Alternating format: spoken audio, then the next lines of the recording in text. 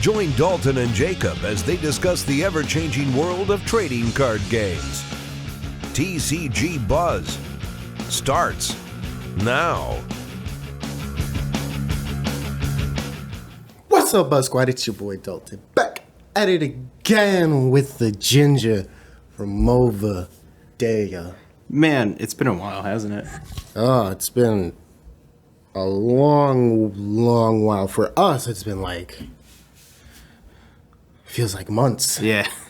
For you guys, it's probably felt like years. Our last episode was kind of Over meta. yeah, a little meta, little on the negative side, because we were talking about, my personal criticisms with the TCG community. See, I'm definitely not plugging the episode. And I thought it'd be fun if, instead of looking at some negative stuff, we go way positive today, and we just talk about the card games that we love. Yeah. So we're gonna do that with specifically talk. We each picked a list of our 5 favorite card games, and we're gonna go over them and talk about why we love those card games. Yeah, sounds pretty basic, but I guess we gotta lay down some ground rules because there's some things that can get a little tricky with it. No deck builders. No.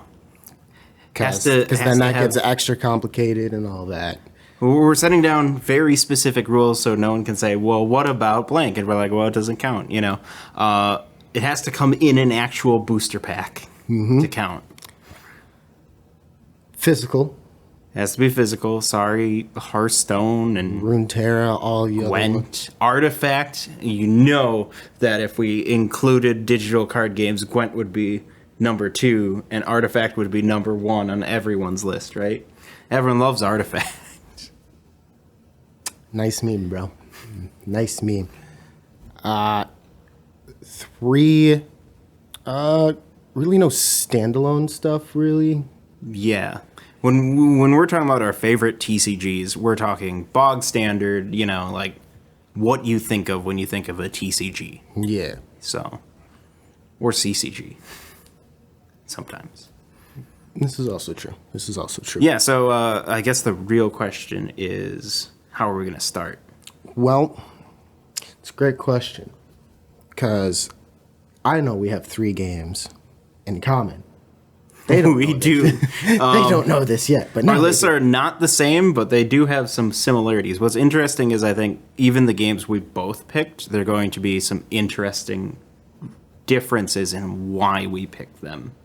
Maybe. Before we get into our list, though, a quick pitch. 1, check out our TCG Player affiliate link so you can keep this show running. These lights are expensive. Our set's expensive.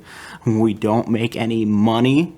So if you'd like to support us at no cost to yourself, buy some cards with our link. And second, we did launch a new channel, TCG History, so go subscribe there if you haven't yet. Cool. Ooh, do you got a little bubble popping up? I hope so. Ooh. Depends on how lazy I am later. Always is. So lazy. Always is. Always so lazy. So, we each picked 5. We ranked them in our rankings. And Jacob's going to start us off. Oh, Man, I was not prepared to start us off. So my number 5 game is definitely the one that surprised me the most on my list. And that's... Okay. I picked the Neopets card game. That's one of the ones we share, right? That's on your list too, right? Why'd you pick the Neopets? What's so good to you? If you haven't seen the episode on it over on TCG History, I played it probably about almost a year ago now for the first time ever. And I was I think part of it was my expectations were low. And, I was not expecting anything from a licensed card game from the early 2000s. Sure, there are a couple good ones, but there are a lot of really bad ones. But turns out, Wizards of the Coast knows how to make a good card game. Say what? And what I really liked most about it is just how chaotic it is. It's Okay. one of those games where like the game's constantly changing, and instead of it being a even playing field, it's one of those games where it constantly bounces back and forth from this player is completely broken and there's nothing you can do about it to oops, now I'm the one who's completely broken to oops, now I'm the one who's completely broken. And it's just one of those games very that familiar. it gets in a reaction. It's one of those I would never play it competitively, put it that way. It's one of those real fun if you're just looking for a good time kind of card games. Okay. Interesting. Yeah. You've never played it, right? No, but I've had cards for it. Yeah. So we'll have to do that at some point, get you to try it, just to see if you're like... See, and Jacob's whole reasoning on why, like, one turn you can be dominating, next turn your opponent. Dalton, I always dominate. You're not wrong. What's your number 5? Buddy Fight. Interesting. Buddy Fight at number 5. How the great have fallen. You make it seem like it was at number 1 at some point. Ouch. If even top 3. Ouch. No, Buddy Fight, a lot of great memories there. First major game that I got into to be competitive with. Started off with great mechanics, and then we all know the history on this channel with Buddy Fight and Buddy Fight's history of how it dissolved. The power creep got bad. Bushiroad is an incompetent company. Yeah. Yeah. Great art, though. Great art, great foiling. Very childish name, though. Yeah, the name's a problem. That's what turned a lot of people off. Otherwise, beautiful. Beautiful. But, the gameplay is fantastic, especially in the earlier seasons. Like, it's one of those, when I first played Season 1 Buddy Fight, I was just like, yeah, there's literally no way I would be able to improve the skeleton of this game. That foundation is perfect. But the main reason why I really liked Buddy Fight, because it reminds me of Yu-Gi-Oh! As much as many people hate to say it or disagree with that. It's Yu-Gi-Oh!, but you have to pay for things. Yes. It does have a lot of that feel that Yu-Gi-Oh! Has. We just go, well, I'm just going to play my cards and then see if you can break it. In a way, it's kind of like Duel Links, where it's Yu-Gi-Oh! With restrictions. Yeah. But you also have to pay for things. But you've got a lot of the same competitive environment as Yu-Gi-Oh! Well, you did. Yeah. At one point. Yeah. At one point. But, speaking of which, are we going to do the last hurrah? I think by the time this goes out, it'll have already happened. And I can safely say no. All right. That's fair. Just had to ask. You never know. You never know. All right. So I'm going to go into my number 4. Your number 4. Yeah, I'm gonna kind of confuse you because we both started off with 5s, but you started off. But I'm gonna go You're back to breaking the back. system. Oh no! Go back to back and say Dragon Ball Super. Okay. Dragon Ball Super mainly for the fact of no, not for the IP. Even though they do have Janemba. It's because it's a really fun game. It had its rough patch in the beginning, but there's a lot more interactions now. It's, in a sense, without trying to piss off both communities, an easier Magic. In a way, yeah. In a way. But also being completely different, because if Super had some of the things Magic had, oh god. Yeah, Dragon Ball Super kind of reminds me a little bit of a lot of games. Yes. It's not one of those games that set out its own course, but it's not a straight rip-off of any one thing. Because you definitely get Duel Masters vibes or anything to that nature that has a prize card pool type situation for victory. And then you also have the whole mana source thing, just like Magic, but more done like Duel Masters, where it's any card in your hand. And your leader is, let's be honest, it's basically, hey, look, Force of Will did a cool thing. Let's do that too. Yeah, or just say it's Commander. And you have the guarding system of Vanguard. Vanguard. You have Unisons more recently. Also, depending on when this is out, I'm pretty sure it's going to be out before the next block happens. Reminiscence of Planeswalkers. Yeah, just a lot of cool.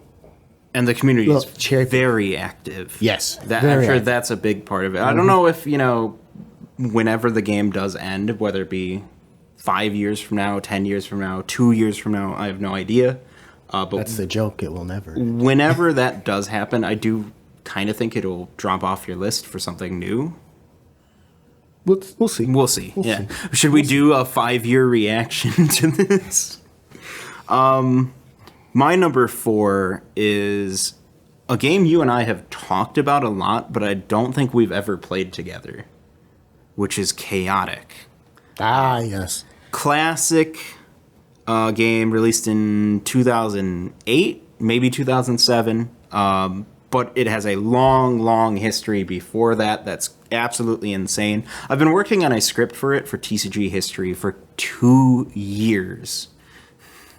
But there's so much like corporate nonsense going on that it makes it very hard to track the history of it.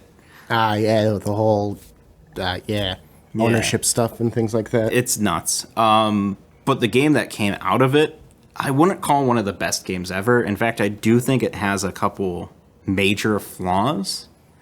Well, but it's super unique. They make it seem easier in the show. Yes.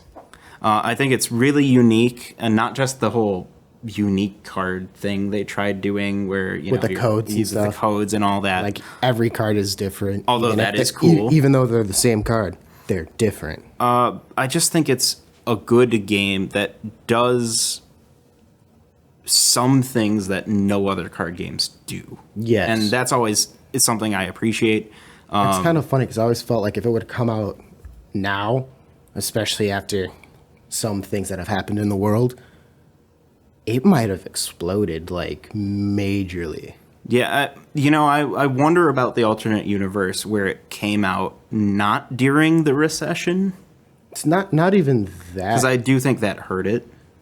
Kind of, but, like, because it came out with a online version of itself. Yes, it did. Which made sense, But then on top of that, it's just like, if it would have come out during the thing that shall not be said on YouTube. During 2020. Yes. I think it probably would have exploded. Like, kind of like how Hearthstone had a resurgence because everyone's at home, and Arena for Magic, everyone has to stay at home, so it got boosted. I feel like you would end up with essentially the same strategy that the game Lightseekers used, where the digital and physical versions kind of built each other up, but did it in a more modern way. Yeah. And I could totally see that. That would be great. The last point I'll make about it is one of my favorite things is the lore of the world and the characters. Yeah. And like, it's very Magic-esque. but also totally different. Well, I say Magic-esque as in there's lore. Yeah. Oh, okay. Because, like, you don't really get that. Like, some games try to. Like, Buddy Fight, there's some great lore pieces, like with the Purgatory Knights. Yeah. But then there's also other things that are kind of like, huh? Like, okay, that's a cool little flavor text type deal right there, I guess. Whatever. What I like most is they do the standard, each color is essentially a tribe. Yep. But the tribes don't feel like they were created for the colors. It's like, oh, your civilization was designed this way because it has to represent this color of mana. Which I think a lot of games fall into that pit of. So you're saying, because I do know there's a red color. Yeah. So Underworld, right? Yeah, I think that's. Don't quote me. It's been. Yes, it's been a hot minute. Is it called Overworld's blue. Yeah. Okay. Underworld Mepedian's yellow. But yeah, so you're saying versus the Magic standard of red go aggro go bird. Yes. It's more, if I remember correctly, and it feels you're like black. The characters in those tribes are a lot more varied. You Yes, have overall definitely. like design, but it still feels like a coalition of different people. Like, I would, from what I can vaguely remember, I would almost say, using Magic terms, it's more of a Rakdos type thing, which still has some red elements to it, where they do like doing the whole burn damage aspect to it, but they also have a lot of black related things. For those of you who will get this point I'm making, most people probably won't. Kadok is one of the few card games that designed its own original story and world that doesn't feel like a world of hats. Okay. Moving on. We've talked enough about Chaotic for one time. So yeah, what's your number 3? My number... Why do you keep switching it up on me? I thought you would have figured out the snake pattern by now. My number 3 is Buddy Fight. Oh. So a little higher on the list than your number. Yeah. But I feel like if we cut Buddy Fight in 2 and just measured the first couple years, it would be number 1. And if we measured the last couple years, it wouldn't end up on the list. Sure. Yeah, and part of that's, you know, again, for me as well, it wasn't the first game I ever tried to play competitively, but it was the first one I got really serious into competitively. Right. And I have a lot of really great memories, and I met a lot of really great people through it. But also that gameplay, though. Yeah. And the one point I want to make on gameplay, because you and I have talked about Buddy Fight's gameplay to death, is I firmly believe that Buddy Fight's gauge system is the single best mana system ever created in any card game. Period. Is that your opinion? That's my hot take. So it's his opinion. You could still roast him, but realize it's his opinion. It's not a fact. It's not a Snappleback fact. Yeah, that's... I don't know if I can agree with that statement. I like it. Don't get me wrong. But I'll leave it up to someone who does game analysis to explain why it's so good. Speed Robo, do it. Yeah, that'd be hot. That'd be hot. Yep. One of our friends going over the different type of mana bases and ranking them that way. That'd be pretty hot. But I guess it's time for my number 3, huh? Your number 3 is gonna be My Little Pony. It did a crossover with My Little Pony. It's Magic the Gathering.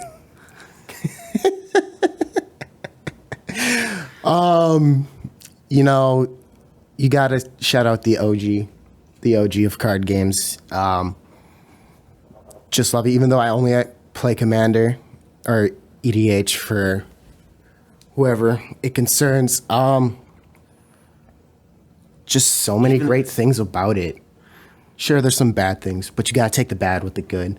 But I also just love all the infinite combos, the potential of really dumb combos, like what Bryce tried to do with Peer into the Abyss and being like, now you burn your life away. Another point, and this is just an observation, and you might totally say, no, you're wrong as soon as I say it. But you're wrong. Let me get it out first. You're someone who is a box opener. You like opening booster boxes. See, this is why it sucks on our situation right now of where our studio is, because I really want us to have a camera back where we live. To 2-hour drive to get here for you. For you.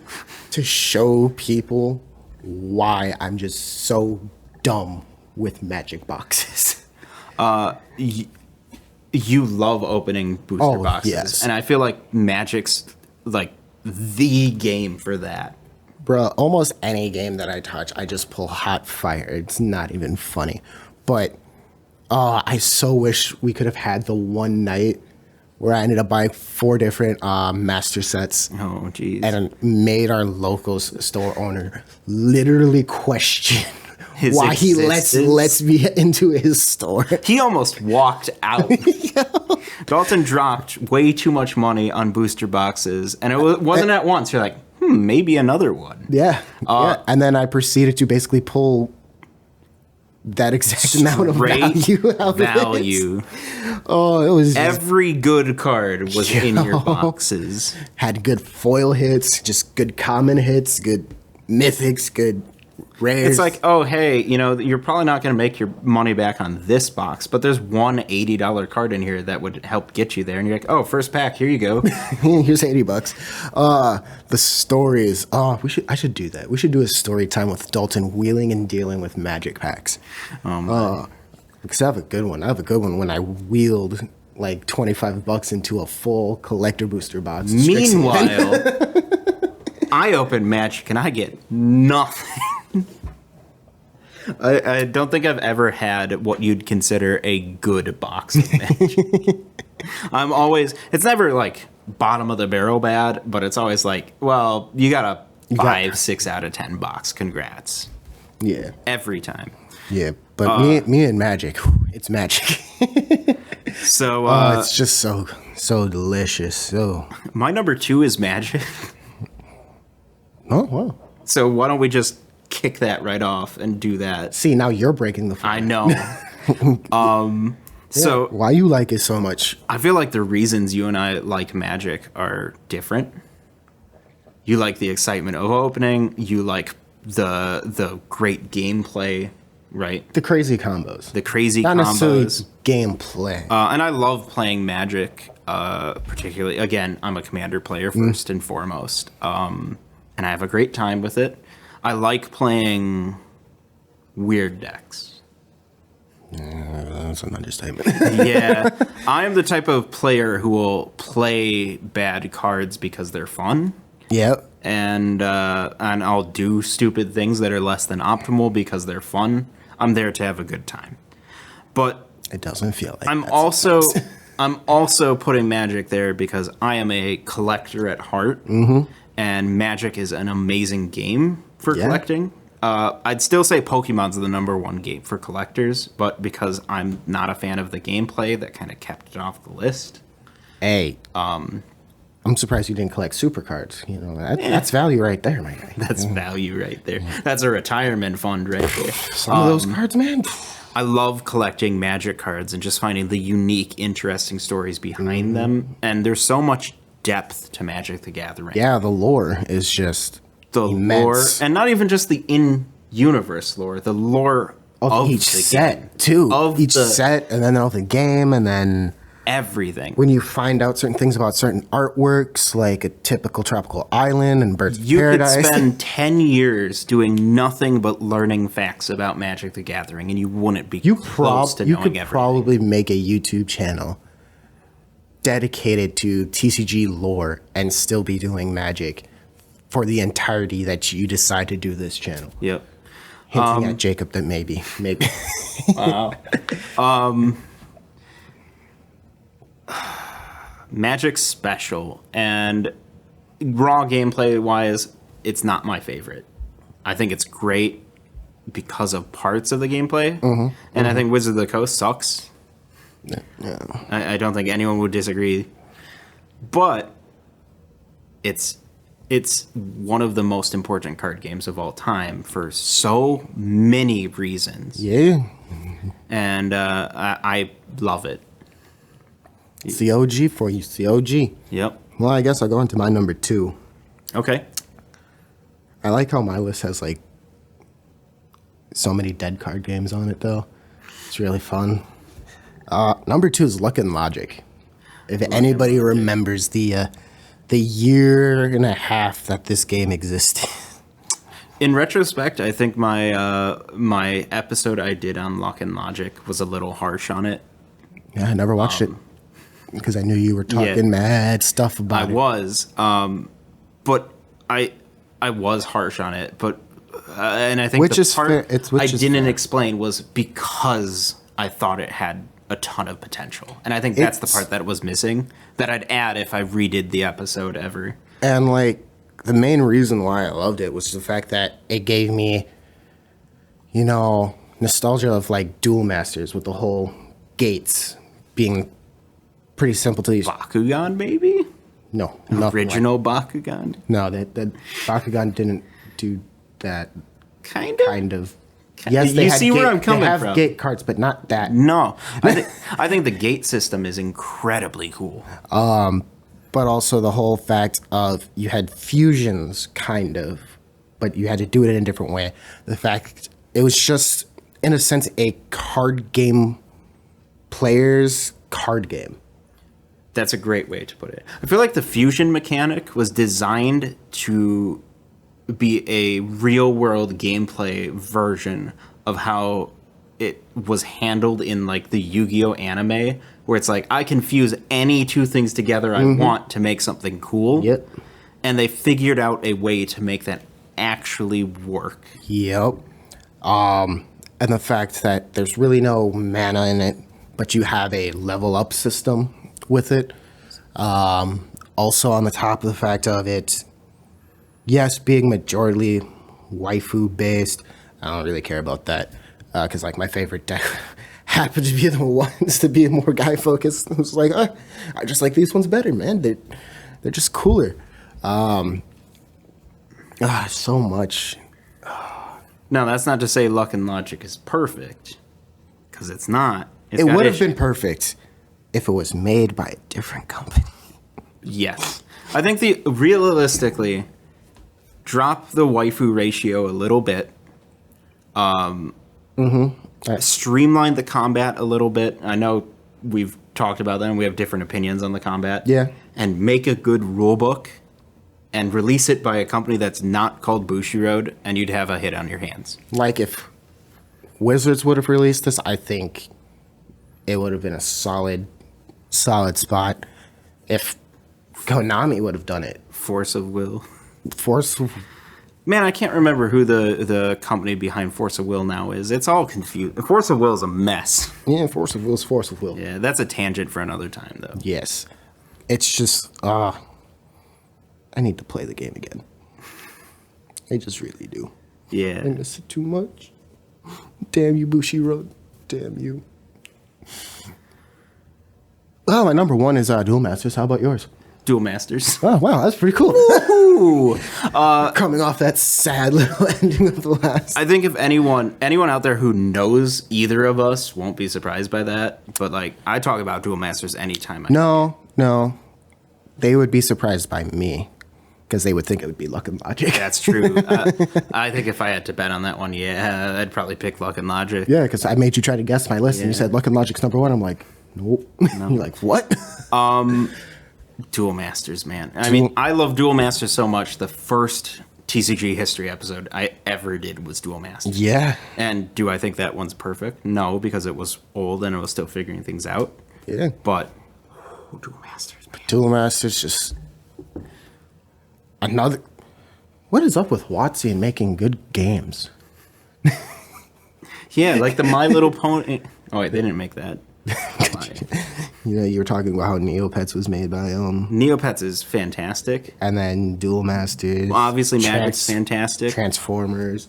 I've heard good things about it. I haven't played it myself. Yeah.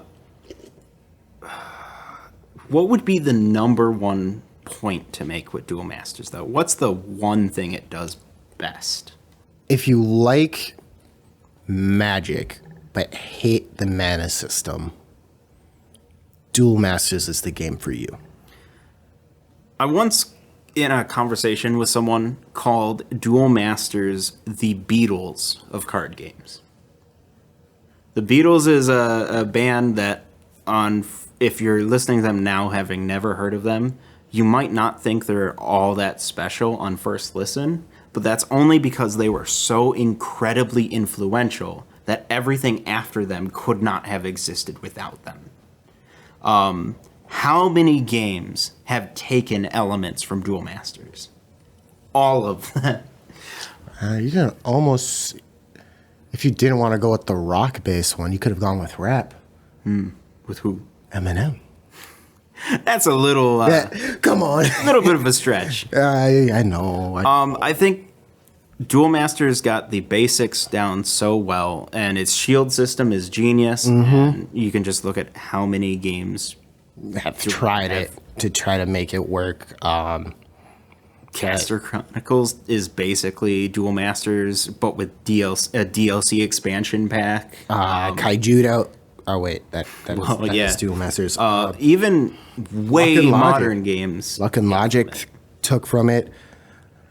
What else? even Dragon Ball Super. Dragon Ball took some aspects of it, especially more recently. What I with find certain things triggering off of things. most interesting, though, is I've been really, really interested in the past couple months in the Japanese version of Duel Masters Because they kept going. we never got, and it's insane. It's crazy how many things they did over its entire run. It's still going. Yeah. But they've done so many weird, off-the-wall things, and every one of them is fascinating to me. But what's really interesting is how many things that I look at in Magic the Gathering that I go, oh, they did that in Duel Masters first. Duel Masters became the experimental game. Yeah. And there are so many things they did there that I can go, oh, this started here. Wait. Are we going to get foldable cards in Magic now? No, please. The one thing I don't want. Oh. Yeah, Duel Masters in Japanese. Like, if you're looking for a card game with just everything, that's the game. You get multiple extra decks. You get foldable cards. You get cards where you have to put all 5 pieces of Exodia together on the board and then flip them over and they become one massive giant creature. You get crossovers with Sonic the Hedgehog. You get Mr. Potato Head as a card. You mean Potato Head? Oh, sorry. It's insane how much there is. It's But wild, but it's just, I guess the main thing with Duel Masters for me is that dang anime, man. I think it's telling that we never got any of that, you and I. And I'm sure, you didn't have that many Duel Masters cards as a kid, right? No. I didn't have that many cards as a kid. Yet it still was able to hook into both of us. And 17, God, I'm getting old. 17 years later is still number 1 on both of our lists. That's something special. No, it was close. I just have to play Luck and Logic again. You got to refresh your love. Yes. Those are our lists, and I'm not saying these are set in stone. Well, they're subject to change all the time. Yeah. New card game comes out, new mechanics in a different card game come out that gets you super intrigued. All these types of things happen. I'm But sorry. as of right now, I'm sorry if your favorite game's not on either of our lists. but it's our list. Yeah. You can let us know what your list is down in the comment section below. I would love to see other people's lists, and I know some people out there are diehard fans of one card game, and maybe haven't even ever played 5. Mm-hmm. But let us know what your favorites are. Yeah. And I'll silently judge you.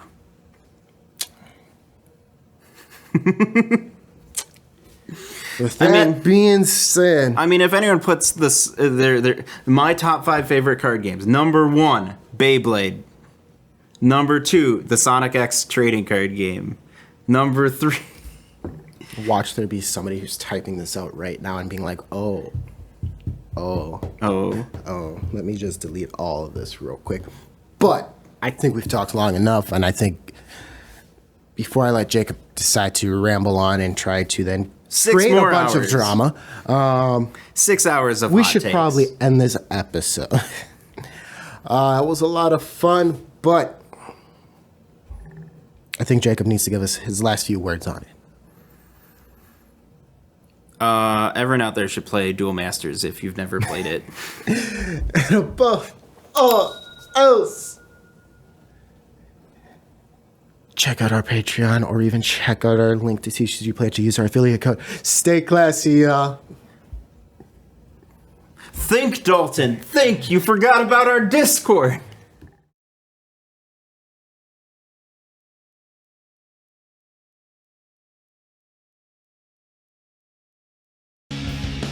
Thanks for listening to TCG Buzz. New episodes can be found on TCGBuzz.com. Don't forget to like us on Facebook and follow us on Twitter. For box openings, deck profiles, and more, make sure to subscribe to our YouTube channel.